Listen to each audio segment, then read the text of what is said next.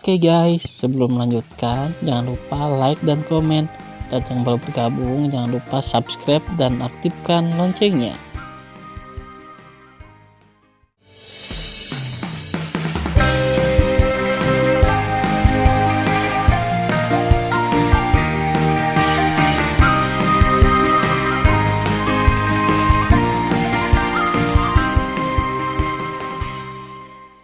Episode 13. Melanjutkan cerita sebelumnya. Selanjutnya, Tan Yun berbicara kepada semua orang, sekarang, saatnya bagi kita untuk mengambil inisiatif. Semua orang dan binatang meninggalkan Menara Lingqiao. Mari kita gunakan rencana pertempuran. Setelah itu, Tan Yun menghilang dari udara tipis dan muncul di puncak Gunung Xianshan. Berdengung. Dalam getaran kekosongan yang sering terjadi, Sen Subing dan 12 binatang muncul di belakang Tan Yun. Hari ini, tingkat Wuxin adalah tingkat ke-9 dari wilayah Kaisar Agung. Ia memiliki kekuatan untuk menantang tingkat ke-12 wilayah Kaisar Agung. Yang kedua adalah Zenji, yang telah dipromosikan ke tingkat 5 Kaisar Agung dan memiliki kekuatan untuk menantang tingkat 12 Kaisar Agung. Sen Subing dan Tuoba Yingying adalah tingkat 4 Kaisar Agung. Kedua wanita itu memiliki kekuatan untuk menantang tingkat 12 Kaisar Agung. Yukin, Meng Yi, Xinying, Ruoxi, Xianer, Xiao, Ruxue, Zian, Qing Cheng, Xixi, Fang Ziqing dan Song Huixin telah dipromosikan ke tingkat ketiga Kaisar Agung. Semua wanita menantang kekuatan mereka dengan melompati tingkat, dan mereka dapat bersaing dengan kekuatan besar tingkat ke-11 Kaisar Agung. Tian Lao, Wei Kuan, Huang Fu, Gu Chong, Guan Xuankui dan Guan Xuankong, seperti Tan Yun, adalah tingkat kedua Kaisar Agung. 5 tetua memiliki kekuatan yang sebanding dengan tingkat ke-10 Kaisar Agung. Kera Iblis, Singa Naga Emas, sekarang berada di urutan ke-7 dari tahap dewasa binatang Kaisar Agung. Mereka sangat kuat sehingga mereka bisa membunuh makhluk abadi tingkat 12 ranah Kaisar Agung. Moer sekarang adalah tahap ke-6 dari periode pertumbuhan binatang Kaisar Agung. Dia tidak takut dengan tahap ke-12 ranah Kaisar Agung. Raja Beruang Tianluo adalah tingkat ke-5 abadi dalam periode pertumbuhan binatang Kaisar Agung. Dia tidak takut dengan tingkat ke-11 Kaisar Agung. 7 raja lainnya dan Xiaobai sekarang adalah tahap ke-4 dari periode pertumbuhan binatang Kaisar Agung. Mereka tidak takut dengan makhluk ke-10 ranah Kaisar Agung. Dengan kata lain, keindahan dan binatang buas di sekitar Tan Yun sekarang memiliki kekuatan terlemah, yang dapat bersaing dengan kekuatan tingkat 10 Kaisar Agung. Tidak ada keraguan bahwa Tan Yun adalah yang terendah di antara orang-orang, tetapi kekuatan tantangan lompatan kataknya benar-benar yang terkuat. Tan Yun memandang orang-orang, Xiaoxing paling tahu pola rumah Kaisar Abadi. Biarkan Xiaoxing yang mengatakannya terlebih dahulu. Fang Ziqing yang bertopeng tersenyum, dan suara alam terdengar, rumah abadi ke-9, satu-satunya puncak dunia abadi, meskipun itu adalah sebuah rumah besar, itu mencakup area seluas 30 juta mil abadi.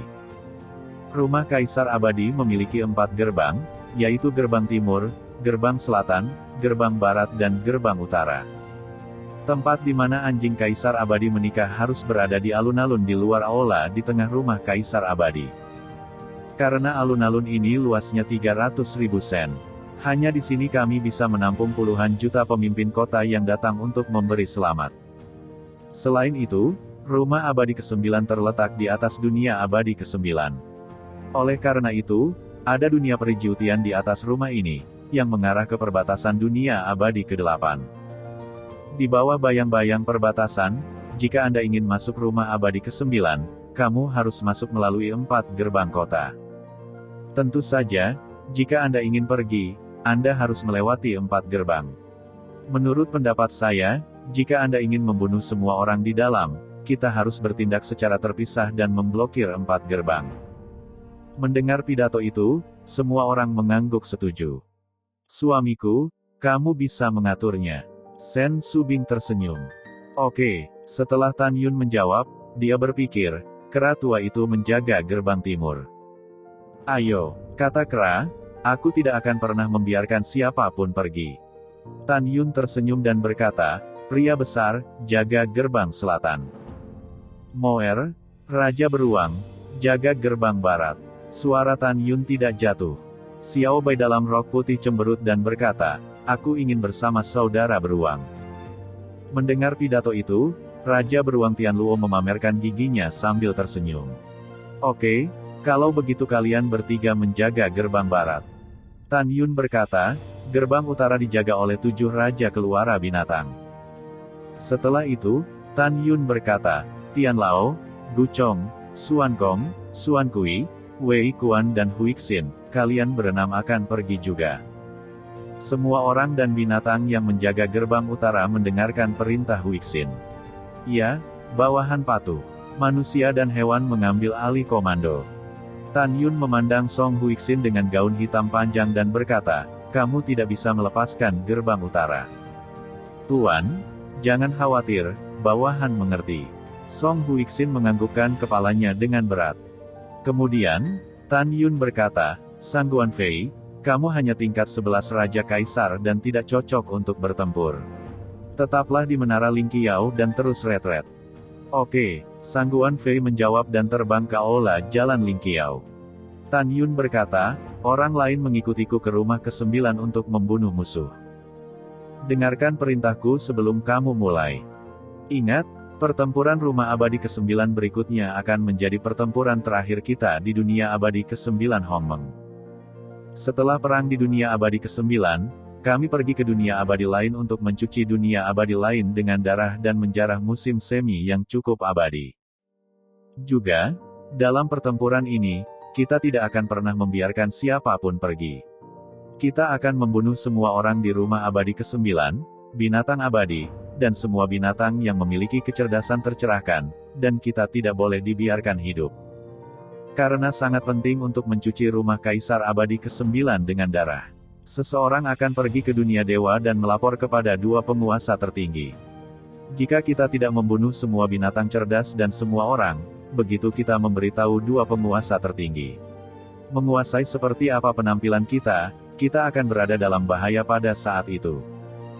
Ketika semua orang mengangguk berturut-turut, Sue Zian berkata, kakak ipar, tidak bisakah kita mengubah penampilan kita saja?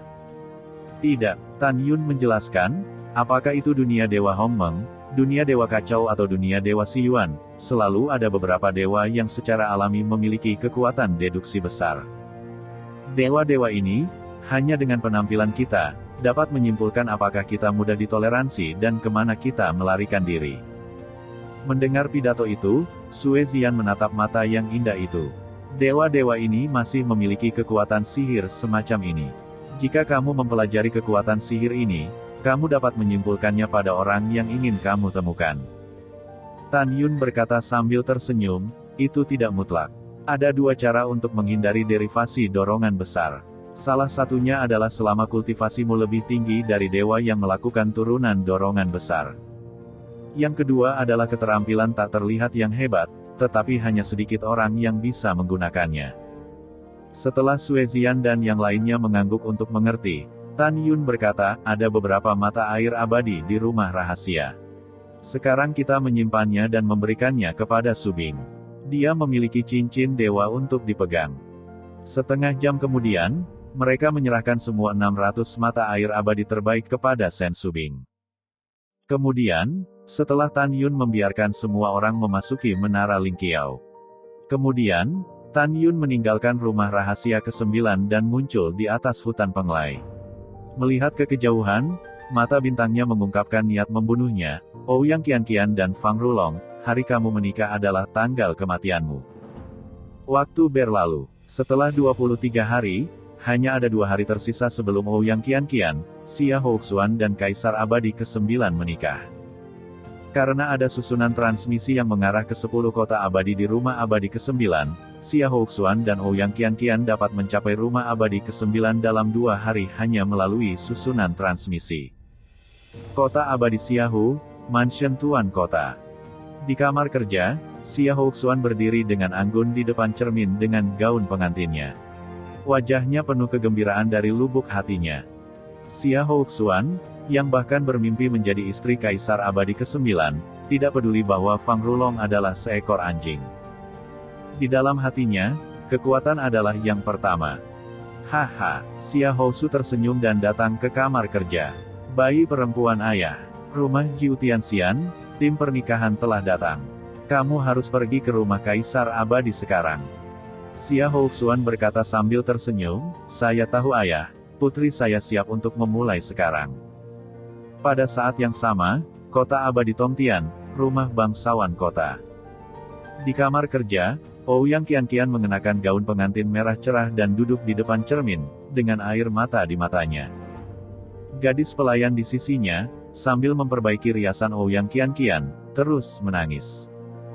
Ini adalah keenam kalinya gadis pelayan itu merias Ouyang Qianqian, karena Ouyang Qianqian terus menangis dan membasahi warna riasan di wajahnya. Nona, Anda tidak bisa menangis lagi. Sekarang tim resepsi pernikahan sudah lama menunggu di luar rumah. Gadis pelayan tersedak, orang yang bertanggung jawab atas resepsi pernikahan di rumah Jiu Tianxian baru saja mendesak lagi dan mengatakan bahwa jika Anda menunda lagi, Anda akan kehilangan waktu pernikahan. Yah, aku tidak menangis, aku tidak menangis. Ouyang Qianqian menarik napas dalam-dalam, matanya sedih, dan hatinya menangis. Tan Yun, kamu tahu. Aku benar-benar ingin mengenakan gaun pengantinmu daripada memberikannya kepada Fang Rulong. Sesaat kemudian, dengan bantuan gadis pelayan, Ouyang Qianqian mengenakan kerudung, melangkah keluar dari paviliun, melewati paviliun, dan keluar dari rumah. Pada saat ini, di luar mansion, perahu surgawi artefak tingkat 3 sepanjang 100 meter, tergantung di udara. Di perahu, ada ribuan penjaga rumah Kaisar Abadi. Mereka memandang Ouyang Qianqian yang telah melangkah keluar dari mansion dan berlutut dengan satu lutut. Seorang jenderal berteriak, "Selamat datang Nyonya Kaisar Abadi di perahu. Selamat datang Nyonya Kaisar Abadi di perahu." Ribuan pengawal berkata dengan satu suara, dan suaranya keras. Kemudian, Ouyang Qianqian dan Ouyang Duantian dan terbang ke perahu. Yang Abadi akan mengendarai Senzu, melakukan perjalanan melalui kota Abadi Tongtian, dan pergi menuju barisan transmisi raksasa di kota Abadi Tongtian. Dalam perjalanan, orang-orang abadi di kota Abadi memandang ke arah perahu yang melewati jalan, dan kegembiraan mereka tercermin dalam kata-kata mereka. Karena mereka tahu bahwa setelah Ouyang Qianqian menjadi istri Kaisar Abadi, statusnya di kota Abadi akan meningkat. Perahu ilahi, membawa Ouyang Qianqian dan yang lainnya, melaju ke barisan transmisi raksasa dan terbang ke aula ruang waktu yang mengarah ke rumah Kaisar Abadi. 2 hari kemudian, hari mulai senja. 2 perahu roh terbang keluar dari aula ruang waktu yang didirikan di luar gerbang timur rumah Kaisar Abadi. Di salah satu perahu, Xia Housu, Xia Housuan dan prosesi pernikahan rumah Abadi Jiu Tian dibawa. Di perahu lain, Ouyang Duantian, Ouyang Qianqian, dan staf pernikahan dibawa. Xia Housu memandang Ouyang dan berkata sambil tersenyum, "Selamat, saudara Ouyang. Mulai sekarang, kita bisa dianggap sebagai saudara." Ouyang tidak tergerak dan mengabaikan Xia Housu, jadi dia meminta Jenderal Abadi untuk mengendalikan perahu dan berkendara ke gerbang timur rumah Abadi ke-9. Melihat punggung Ouyang, mata Xia Housu memancarkan kemusnahan, yang membuat Xianjiang mendorong Senzu ke rumah Abadi Jiu Tian. Sesaat kemudian, alun-alun di luar aula dipenuhi dengan barisan perjamuan. Perjamuan itu penuh dengan anggur berkualitas, makanan lezat, dan berbagai buah peri. Di kursi, ada puluhan juta orang, termasuk orang tua, orang setengah baya, wanita muda dan istri. Orang-orang ini adalah penguasa kota dari ribuan kota abadi di dunia abadi ke-9. Yang dengan kekuatan terendah juga merupakan wilayah kaisar tingkat pertama. Di antara puluhan juta pemimpin kota, lebih dari 9,3 juta orang berada di wilayah kekaisaran. Ada lebih dari 800.000 orang ranah Kaisar Agung. Di antara 800.000 orang ini, hanya 4 yang merupakan tingkat ke-12 dari ranah Kaisar Agung. Di antara mereka, ada Mo Changkong, penguasa kota-kota abadi Mozan, Zhuang Lingyun, penguasa kota-kota abadi Lingyun, Sangguan Sue, penguasa kota-kota peri Sue, dan Li Ting, penguasa kota abadi Wuji. Selain 4 orang, di atas meja di depan alun-alun, Ada Ouyang Duantian di tahap ke-12 ranah Kaisar Agung dan Xiahou Su di tahap ke-12 ranah Kaisar Agung. Pada saat ini, seorang lelaki tua di tingkat 10 ranah Kaisar Agung keluar dari kehampaan di depan alun-alun dan berteriak sekuat tenaga, "Saya manajer baru rumah Kaisar Abadi, Fang Wei. Pernikahan Kaisar Abadi akan dipimpin oleh manajer ini. Sekarang tolong berikan hadiahmu kepada pelayan di rumah kami." Dengan kata-kata Fang Wei, seorang gadis rok putih yang cantik terbang dan jatuh ke alun-alun dari kehampaan. Kemudian, puluhan juta penguasa kota mulai memberikan hadiah mereka kepada pelayan perempuan. Pada saat yang sama, Tan Yun, yang menyamar, terbang dari udara kosong dan jatuh di luar gerbang timur rumah Kaisar Abadi. Pada saat ini, di telinganya, hanya ada istri dan murid Wuxin di Menara Lingqiao. Orang lain dan 12 binatang buas telah mengambil tempat mereka dan bersembunyi di gerbang timur, gerbang selatan, gerbang barat dan gerbang utara rumah Kaisar Abadi. "Siapa yang datang?" Seorang jenderal peri yang menjaga gerbang timur bertanya, menatap Tan Yun yang datang selangkah demi selangkah. Tan Yun tiba-tiba menampilkan mata ilahi Hongmeng, mengendalikan Jenderal Abadi, dan berbisik, "Buka gerbang kota untukku." "Iya," Yang Abadi menjawab dengan tatapan kusam dan membuka gerbang. Setelah Tan Yun menipu dirinya sendiri dan memasuki gerbang kota, Jenderal Abadi mendengar suara Tan Yun yang tidak diragukan lagi, "Temukan tempat di mana tidak ada yang bisa bunuh diri." Kemudian, Tan Yun terbang ke langit. Setelah beberapa saat, dia keluar dari udara tipis dari pinggiran alun-alun, berjalan ke kursi di baris terakhir sambil tersenyum, dan duduk seperti itu. "Kamu siapa?" tanya Tan Yun, seorang penguasa kota tingkat ke-6 wilayah kekaisaran, sambil memandang ke samping ke arah Tan Yun. "Aku penguasa kota Abadi Huangfu," kata Tan Yun. Ternyata Tuan Kota Huangfu, tidak sopan dan tidak sopan.